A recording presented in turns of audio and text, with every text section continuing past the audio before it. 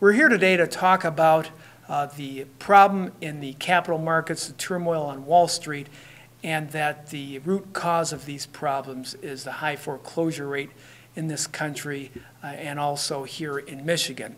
Foreclosure affects everyone, not just the homeowner who's losing their home, but also the neighboring property owners who are losing the value of their property. The investors who hold these mortgages are also losing a great deal of money, which is causing the turmoil on Wall Street. So far, the Bush administration's response has been very risky, putting up trillions of tax dollars to back a bailout of these Wall Street investors, and doesn't really get at the underlying problem. These investors who hold these mortgages are losing money because the homeowner is losing their home in foreclosure. That investor, in turn, is losing their asset and losing the money from the mortgage payments.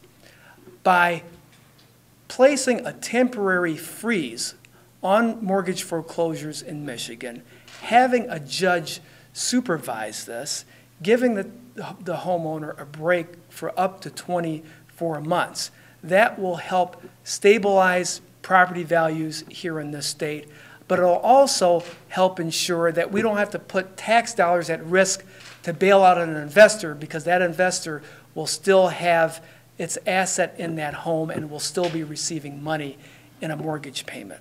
They will save the homes of the families, and they will instantly, each time a mortgage is saved, put more predictability into these financial markets. To do otherwise is to stand in a grass fire with your feet on fire and pour water on your head. To bail out the banks and the investors at the top without addressing the cause at the bottom will mean the bailouts will continue and continue and continue. We see here today we're joined by those that lead the constituencies that are probably the hardest hit, labor and people of color, who always had some compromising situation to deal with to get a fair mortgage to begin with.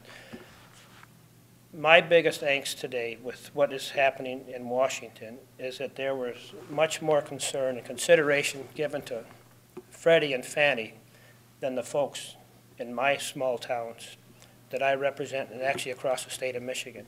The Michigan State Conference NAACP urges the Michigan legislature to pass Senator Clarke's moratorium bill to give Michigan families a breather, to give them some time temporarily to stay in their homes for a year or 2 years until we get past this crisis. Thank you.